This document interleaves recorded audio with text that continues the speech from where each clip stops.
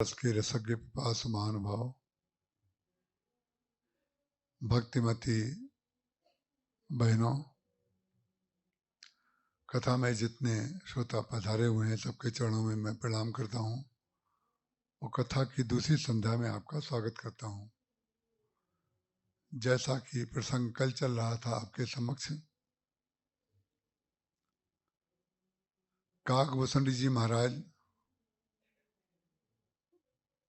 गुरुदेव ने उनके लिए उनके अपराध को क्षमा करने के लिए शंकर जी की प्रार्थना की और शंकर जी ने उनको शाप मुक्त करने का संकल्प कर लिया और काकभूषण जी महाराज भगवान राम की भक्ति का उपदेश लेकर के गुरुदेव के पास से, जो गुरुदेव जो ब्राह्मण जिनकी चर्चा मैं कल कर रहा था, जो शंकर जी की सेवा करते थे महाकाल में, उनसे गुरु भक्ति का उपदेश लेकर के मंत्र लेकर के वहां से वो चल दिए और काकभूषण जी महाराज की मनस्थिति ऐसी हो गई, कब वो अपनी आंखों से भगवान को देखें, कब वो अपने हाथों से उनका स्पर्श करें, कब दौड़ करके उनको उनके पास पहुंच जाएं, उनकी लीला का दर्शन करें और भक्ति में उनका ऐसा स्वरूप हो गया। इसी बीच में उनके पिताजी ने अपनी भाव की स्थिति बता रहे हैं काकभूषण जी महाराज कि उन दिनों मेरी स्थिति ऐसी हो गई।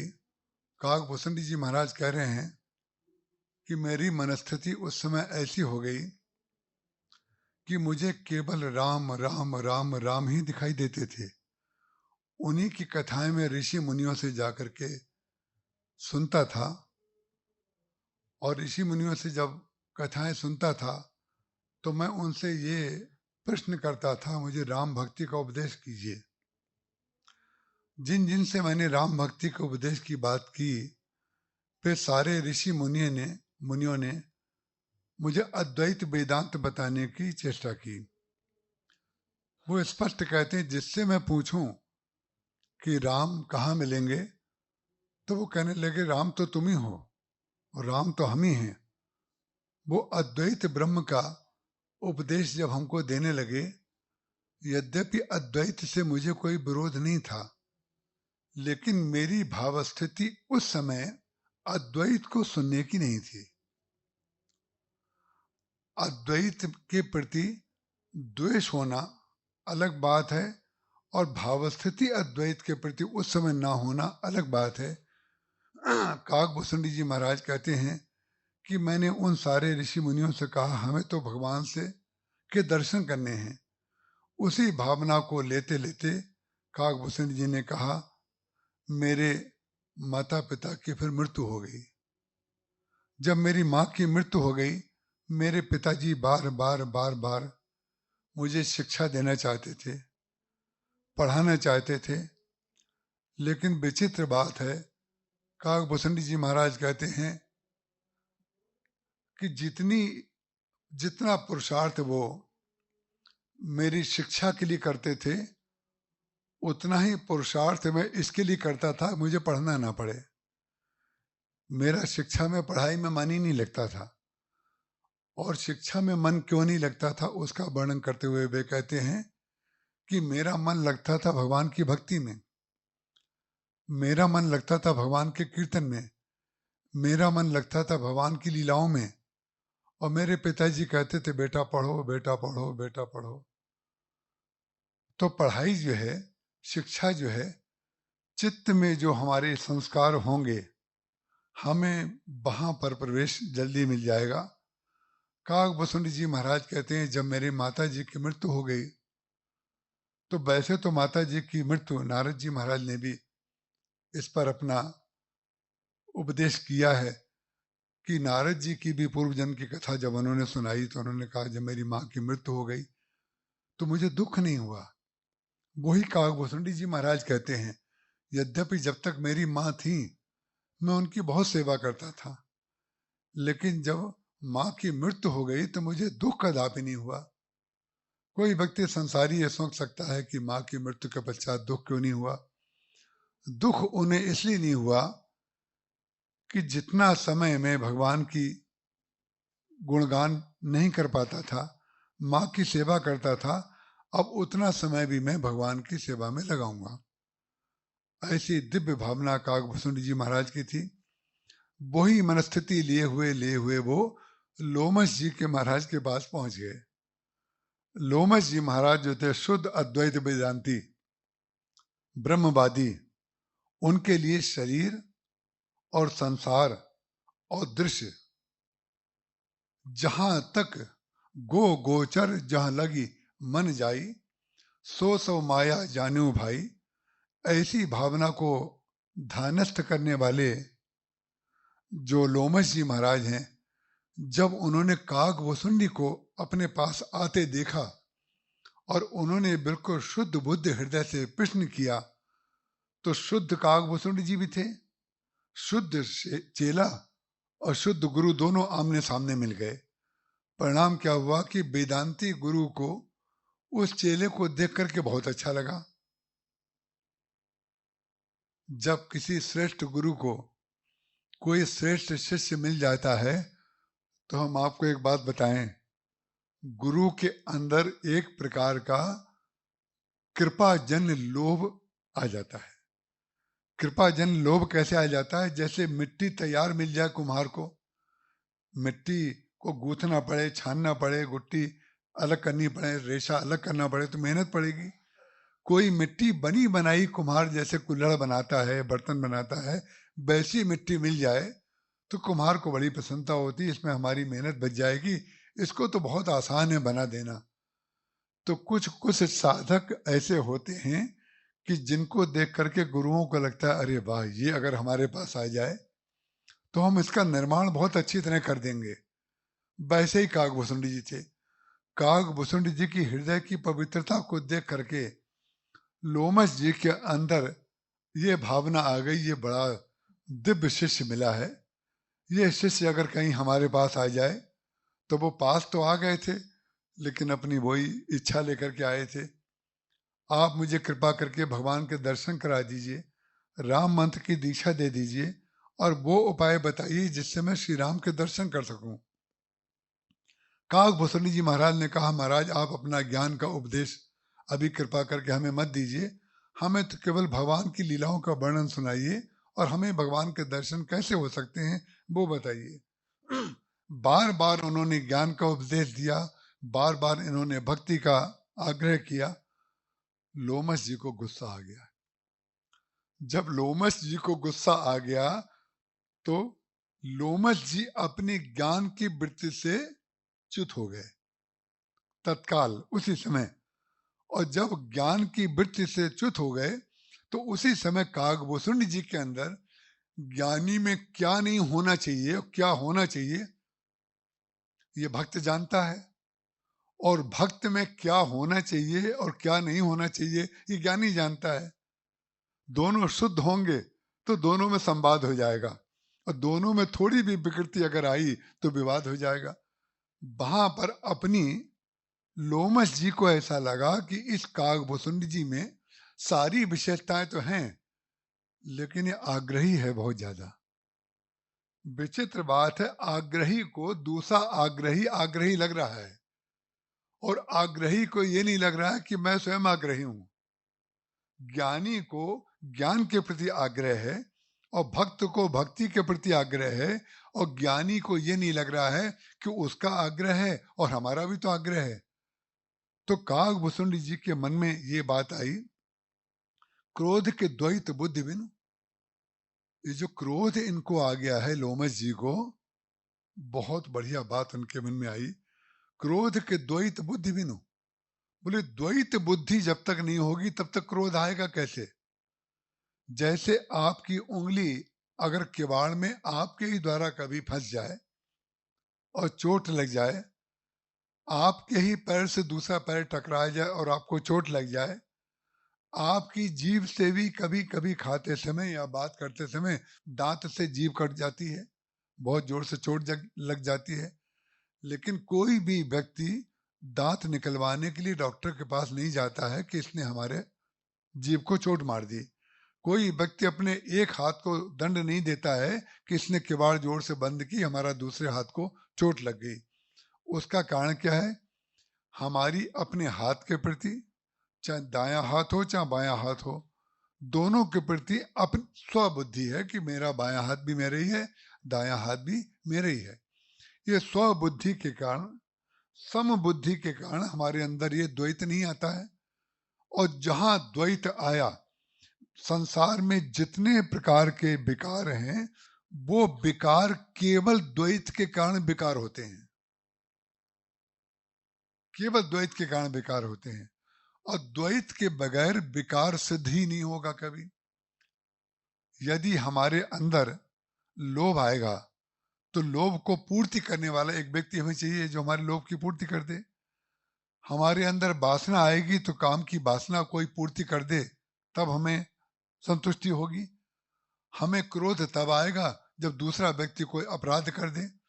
तो हमेशा द्वैत के बगैर जो है कभी क्रोध आ ही नहीं सकता है, कभी लोभ हो ही नहीं सकता, कभी काम हो ही नहीं सकता।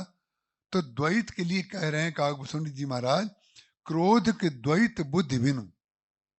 ये लोमश जी महाराज हमें अद्वैत की शिक्षा दे रहे हैं, लेकिन इनके अंदर द्वैत है। अब आपके मन में इस समय यह आ रहा होगा कि जो अद्वैतवादी के अंदर द्वैत देख रहा है उसके अंदर भी तो द्वैत है। तो उसको आप जरा सा ध्यान से सुनिएगा।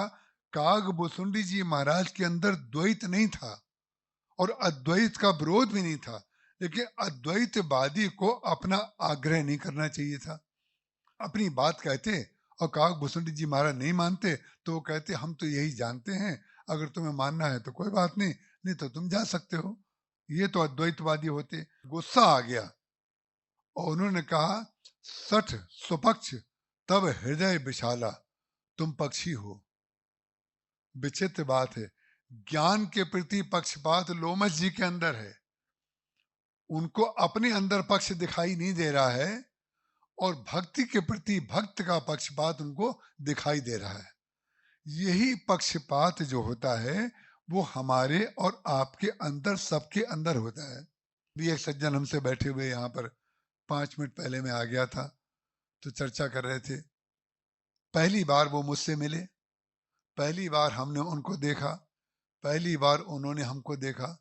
हमें पता नहीं वो कहाँ के रहने वाले क्या करते हैं, उन्हें पता नहीं हम कहाँ के रहने वाले क्या करते हैं, लेकिन उन्होंने सीधे 12वीं 14वीं क्लास का प्रश्न कर दिया।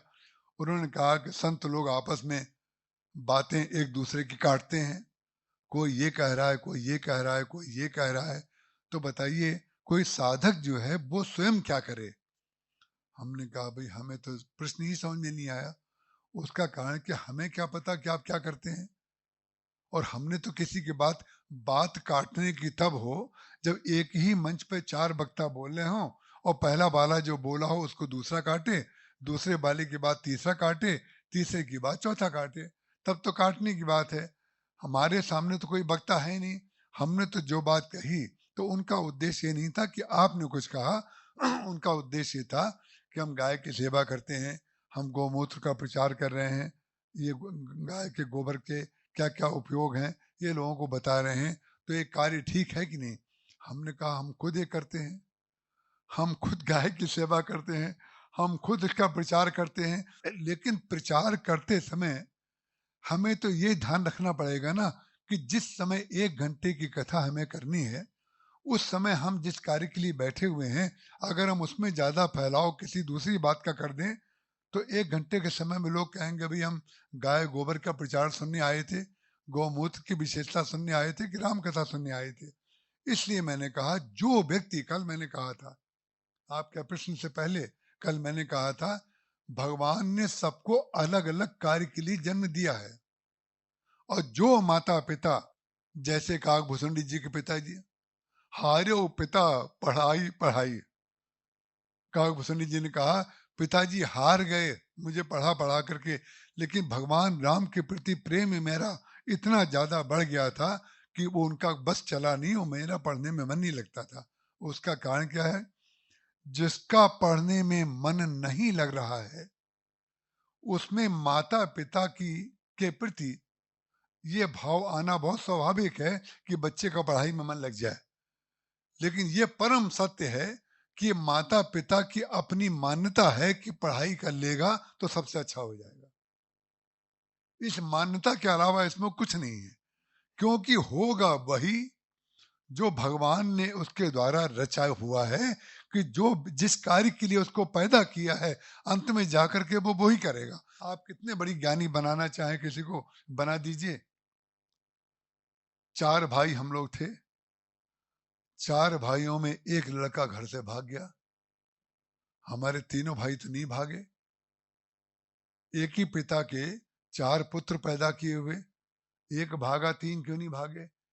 और जो भागा उसको कोई रोक नहीं पाया, और जो नहीं भागा उसको कोई भगा नहीं पाया। ये तो इतना तो हमने खुद अपनी आंखों से देखा है। जिसको जो बनना है, जिसको जो करेगा, उसकी भाव स्थिति, मनस्थिति, परिस्थिति सब भगवान बनाएंगे। हमारा कार्य केवल उसको सद दिशा देना भर है कि हम उसको सहयोग कर दें कि बेटा तुम्हारी क्या इच्छा है उसमें कर दें। उसके बाद माता पिता किसी समय थे, उसके बाद वो तो बहुत पहले छोड़ के चले गए। माता पिता कहाँ रहते हैं साथ में? कोई तो साथ में नहीं रहता है। अंत तो गत्वा, जो अंदर निर्गुण रूप में है और जो सगुण रूप में बाहर है, वही ईश्वर जो है वो हमारे साथ होता है, हमारा कार्य करता है। काकभूषण जी महाराज ने स्पष्ट कह दिया कि महाराज क्रोध की द्वैत बुद्धि बिनु, और द्वैत की बिनु अज्ञान, ये भी कह दिया। लेकिन मन ही मन में कह रहे हैं, लोमस जी के सामने नहीं बोल रहे हैं। उन्होंने कहा मेरे मन में ये बात आई, क्रोध के द्वैत बुद्धि बिनु, द्वैत के बिनु अज्ञान, माया बस परिच्छिन्न जब, जीव की ईश समान। बोले जीव जो है ईश्वर कैसे हो सकता है? ये माया के वशीभूत है। उसका कारण क्या है? द्वैत जो आएगा वो माया के कारण आएगा। द्वैत जो है अज्ञान का कारण होता है। और जब बता रहे हैं हमको ये स्वयं अज्ञान में और द्वैत में लिप्त हैं, तो ये हमको क्या ज्ञान देंगे? जब ये बात उनके मन में आई तो उन्होंने कहा जा तू चांडाल पक्षी हो जाए। चांडाल पक्षी का मतलब कौवा बन जा। और जहां कौवा बनने का श्राप लोमस जी ज्ञानी ने भक्त को कौवा बनने का श्राप दिया, चांडाल पक्षी का बनने का श्राप दे दिया, तो इनको गुस्सा आना चाहिए। दोनों का अंतर देखिए सामने आ गया। जो पक्षी बना दिया वो पक्षी ने पक्षी को पक्षी बना दिया। जो पक्षपात मन का था, उनका बुद्धि का था, विचार का था, वो दोनों के अंदर था। दोनों पक्षी थे, एक ज्ञान का पक्षी था, एक भक्ति का पक्षी था। तो पक्षी ने पक्षी को पक्षी बना दिया। लेकिन जो पक्षी बना चांडाल पक्षी, उसके अंदर ये प्रतिक्रिया आनी चाहिए कि आपने हमें भगवान के दर्शन कराए नहीं, कैसे आप ज्ञानी हैं, आपने हमको जो है पक्षी बना दिया, कौवा बना दिया। लेकिन कौवा बन के काकभूषुंड जी महाराज बड़े प्रसन्न होकर के उड़ करके चलने लगे। जब उड़ करके चलने लगे तब जो ज्ञानी पक्षी था उसके मन में तुरंत अपदीपो भाव, तुरंत उनके अंदर प्रकाश हो गया। क्या प्रकाश हुआ? जो ज्ञानी होता है, ध्यान रखिएगा, जो ज्ञानी होगा उसके द्वारा आचरण में कोई अशुद्धि भी हो जाएगी तो उसका ज्ञान स्वरूप जो है चैतन्य रहेगा। और भक्त के मन में भी कभी भक्ति से अलग च्युत हो जाएगा तो थोड़ी देर के लिए हो सकता है वो भ्रमित हो जाए, लेकिन संसारी की तुलना में वो तुरंत एकदम से चैतन्य हो जाएगा, मुझसे अपराध हो गया, मुझसे गलती हो गई। यही दोनों में अंतर होता है। ज्ञानी को तुरंत लगा लोमस जी को, मैंने इसको चांडाल पक्षी बनाया और ये तो प्रसन्न होकर के जा रहा है। जब प्रसन्न होकर के जाते देखा तब ज्ञानी लोमस जी ने कहा कि काकभूषुंड जरा मेरे पास आओ, हम तुमसे कुछ बात करना चाहते हैं। अब देखिए भक्ति की विशेषता, अगर कहीं काकभूषुंड जी महाराज के अंदर लोमस जी के प्रति द्वेष होता तो वो ये कह देते अब तो आपने हमें काकभूषुंड बना दिया, अब तो कौवा बना दिया, अब हमें क्यों बुला रहे हैं?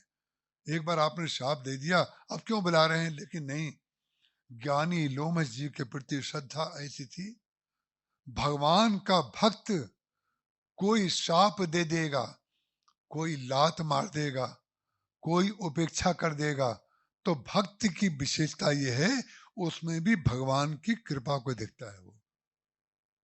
और ये कोई कल्पना की बात हम आपको उपदेश करके अलग से नहीं कह रहे हैं, ये परम सत्य है। विभीषण जी महाराज के छाती पर रावण ने चरण प्रहार किया। चरण प्रहार होने के पश्चात सभा में किसी का अपमान कर दिया जाए, छाती पर चरण प्रहार कर दिया जाए, उसको कितना गुस्सा आएगा और कैसा विरोध, कैसी प्रतिहिंसक वृत्ति उसके अंदर आ जाएगी। लेकिन जरा जरा सी बातों पर प्रतिहिंसक वृत्ति आप पुराणों में देखते हैं। विश्वामित्र जी महाराज ने वशिष्ठ जी से कामधेनु की पुत्री नंदिनी मांगी थी, उन्होंने नहीं दी, और अंत में युद्ध करने पर भी जब वो नहीं ले सके, परिणाम क्या हुआ? विश्वामित्र जी के अंदर प्रतिहिंसा आ गई और उन्होंने वशिष्ठ जी के 100 पुत्रों का वध कर दिया। छोटी छोटी बातों पर इतने इतने बड़े ऋषि मुनियों के अंदर भी प्रतिहिंसा की वृत्ति की चर्चा देखने को मिलती है, पढ़ने को मिलती है। लेकिन भगवान का भक्त अगर होगा, भगवान का भक्त, तो उसके अंदर प्रतिहिंसा नहीं आएगी। जब विभीषण जी को लात मारी गई तब उन्होंने कहा, तुम पितु सरिस भले ही मैं मारा, तुम पिता के समान हो, तुमने अगर हमें लात भी मारी है तो कोई बात नहीं, तुम पितु सरिस भले ही मैं मारा, लेकिन राम भजे हितनाथ तुम्हारा, राम का भजन करो, इसी में तुम्हारा कल्याण होगा। जो भगवान का भक्त होगा वो स्वयं भी वही करेगा और आपको उपदेश भी वही करेगा कि आप ये करिए। विभीषण जी महाराज वहां से जब चलने लगे, पार्वती जी ने कहा कि लात खाने के बाद, चरण प्रहार और अपमान सहने के बाद भी विभीषण को क्रोध क्यों नहीं आया? तब शंकर जी ने उत्तर दिया, उमा संत कही यही बड़ाई, मंद करे जो करत भलाई। यही है साधु की विशेषता कि कोई उनकी आलोचना कर दे, कोई उनका अपमान कर दे, तो भी वो अंत में चलते चलते भलाई करते हैं। उसके लिए भलाई का उपदेश दिया है कि राम नाम का जप करो, और अपने लिए भलाई, दूसरे के लिए तो उपदेश दे दिया, आशीर्वाद दे दिया, राम नाम का जप बता दिया, और अपने अंदर प्रतिहिंसा की वृत्ति नहीं। जिन पायन के पादकन भरत रहे मन लाए, ते पद आज विलोक हो नैनन अब जाए। जे पद परस्तरी रिस नारी, दंडक कानन पावन कारी। जे पद जनक सुता उल्लाए, कपट कुरंग संग धर धाए। हर उर सर सरोज जही, पद यही ओ भाग्य में दिखियों ते ही। जिन पायन के पादकन भरत रहे मन लाए, ते पद आज विलोक हो इन नैनन अब जाए। कल भगवान के चरणों की मैं व्याख्या आपके समक्ष कर रहा था। विभीषण जी महाराज पूरे मार्ग में भगवान के चरणों का स्मरण करते हुए जा रहे हैं। चरणों का स्मरण करते हुए क्यों जा रहे हैं? बोले चरण प्रहार जब संसार का मिला तो भगवान के चरणों का स्मरण आ जाना चाहिए। और संसार ने चरण प्रहार किया और चरणों की अगर याद रही, आपको याद रही या हमें याद रही, तो परिणाम क्या हुआ? संसारी व्यक्ति फिर और संसारी हो जाएगा। संसारी के पास अगर चरण प्रहार उसके हो जाए तो संसारी व्यक्ति और संसारी हो जाता है, और भगवान के भक्त को चरण प्रहार अगर लग जाए तो वो संसारी ना होकर के वो और भगवान में लीन हो जाता है। काकभूषुंडी जी महाराज से उन्होंने पूछा, जरा तुम इधर आओ, हमने तुमको कौवा बना दिया और तुम्हें जरा भी क्रोध नहीं आया, उसका कारण क्या है? तुम इतने प्रसन्न क्यों हो, ये बता दो। अब भगवान की लीला देखिए कैसी है कि भक्त के अंदर ज्ञानी के प्रति श्रद्धा पैदा कर रहे हैं और ज्ञानी के अंदर भक्त के प्रति श्रद्धा पैदा कर रहे हैं। ज्ञान और भक्ति में कतई भी अंतर नहीं है, ध्यान रखिएगा। जो व्यक्ति ज्ञान और भक्ति में अंतर समझता है, दोनों को अलग अलग समझता है, वो व्यक्ति स्वयं अलग रहेगा, लेकिन ज्ञान और भक्ति की जो समरसता है, जो एकत्व है दोनों का, उससे परिचित जब तक नहीं होगा तो उसको समझ में नहीं आ पाएगी बात। उन्होंने कहा महाराज आपने कितनी बड़ी कृपा की मेरे ऊपर। बोले हमने क्या कृपा कर दी? बोले आपने अगर हमें यहीं पर मंत्र दे दिया होता और कहा होता यहाँ से इतनी दूर अयोध्या है, जाकर के तुम दर्शन कर लो जाकर के, और मंत्र का उपदेश देते, तो मैं पैदल चल करके धीरे धीरे कभी अयोध्या पहुंचता। आपने कौवा बना दिया, और कौवा उड़ करके आकाश मार्ग से जितनी जल्दी पहुंच जाएगा, हम पैदल चल के तो जा नहीं सकते। पहली कृपा तो आपकी ये है। दूसरी कृपा ये है कि आपने अगर हमें मोर बना दिया होता, अगर तोता बना दिया होता, या दूसरा कोई ऐसा पक्षी बना दिया होता जिसको लोग पिंजरे में बंद कर लेते हैं, तो मैं अयोध्या में भगवान के महल के आंगन में जा पाता कि नहीं जा पाता, पता नहीं कौन व्यक्ति मुझे पकड़ करके पिंजरे में बंद कर लेता। मुझे आपने ऐसा सुंदर भगवान के पास पहुंचने का मार्ग बता दिया कि मैं उड़ करके जल्दी से चला जाऊंगा, और पहुंचने के बाद कौवा बन जाऊंगा। तो कौवे को तो कोई पिंजरे में बंद करता नहीं है। जब कौवे को कोई पिंजरे में बंद नहीं करेगा, और कौवा कहीं भी जाने के लिए स्वतंत्र है, तो कागभूषुंड जी महाराज ने लोमस जी के शाप की सुसमीक्षा की। यही है दृष्टि। कल भी मैंने आपके समक्ष यही चर्चा की थी, आज भी मैं आपके समक्ष वही चर्चा कर रहा हूं। सृष्टि में जितने भी कार्य होंगे, ये आप आशा करें कि सब आपके अनुकूल हो जाएं। जो व्यक्ति ये कल्पना कर रहा है, कई बार लोग हमारे पास भी, हमारे गुरुदेव के पास भी, और आप लोग जिन जिन संतों से परिचित होंगे उनके पास, कोई भी संत ऐसा नहीं है और कोई भी अवतार ऐसा नहीं है, कोई साधु ऐसा नहीं है, कोई सदगृहस्थ ऐसा नहीं है कि जिसके ऊपर विपदा, समस्या और प्रतिकूलता ना आती हो। बस अंतर केवल इतना होता है कि प्रतिकूलता को प्रतिकूलता मानना ये एक दृष्टि है, और प्रतिकूलता में भगवान की कृपा के दर्शन करना ये दूसरी दृष्टि है। आंधी तो आएगी, आंधी आते समय जितने लोग चल रहे होंगे सबको अनुभव हो जाएगा बहुत जोर से आंधी आ रही है। बरसात आएगी तो अनुभव हो जाएगा आपको ये कि बरसात हो रही है, पानी बरस रहा है। लेकिन जो व्यक्ति आंधी में क्या करना पड़ता है, बोले खिड़की बंद कर लीजिए, दरवाजा बंद कर लीजिए, या रास्ते में कहीं है तो थोड़ा रुक जाइए। उसका कारण क्या है? आंधी को आंधी मानना ये ज्ञान है। आंधी को आंधी मानना माने आंधी सार्वकालिक नहीं होती है, आंधी तात्कालिक होती है। यह सूत्र है। आंधी सार्वकालिक नहीं हो सकती और आंधी तात्कालिक होती है। तो तात्कालिक सुख और तात्कालिक दुख दोनों से व्यक्ति ग्रस्त हो जाएगा, तो जो उद्देश्य है उसको नहीं पा पाएगा।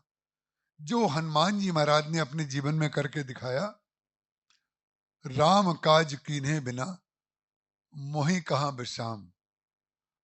हनुमान जी ने कहा कि भगवान के राम के कार्य को करे बगैर मुझे कहाँ विश्राम मिलेगा। इसका कारण क्या है? हनुमान ते ही परसा, यह अनुकूल परिस्थिति है। जब सोने का पर्वत, मैनाक पर्वत आपको विश्राम देने के लिए आ रहा हो, सृष्टि में कुछ लोग आपको खाने के लिए आते हैं, कुछ लोग आपको चोर बताने के लिए आते हैं, कुछ लोग आपको विश्राम देने के लिए आते हैं। लेकिन जो व्यक्ति विश्राम की जगह पर विश्राम करे वो तो समझ में आता है। ना जाने कितने साधक अपना घर छोड़ करके आ जाते हैं, गुरुओं के पास आ जाते हैं, संतों के पास आ जाते हैं, तीर्थों में चले जाते हैं, लेकिन थोड़े दिनों के बाद भटक जाते हैं। क्यों भटक जाते हैं? उसका कारण क्या है? बाह्य रूप से उन्होंने अनुकूल वातावरण को देखा। पूज्य स्वामी अखंडानंद जी महाराज के जीवन का संस्मरण है। किसी ने कहा कि हम अपना घर छोड़ करके आपके पास रहना चाहते हैं। तो उन्होंने कहा अपना घर छोड़ करके हमारे पास क्यों रहना चाहते हो? बोले हमसे बड़े त्यागी तो तुम हो।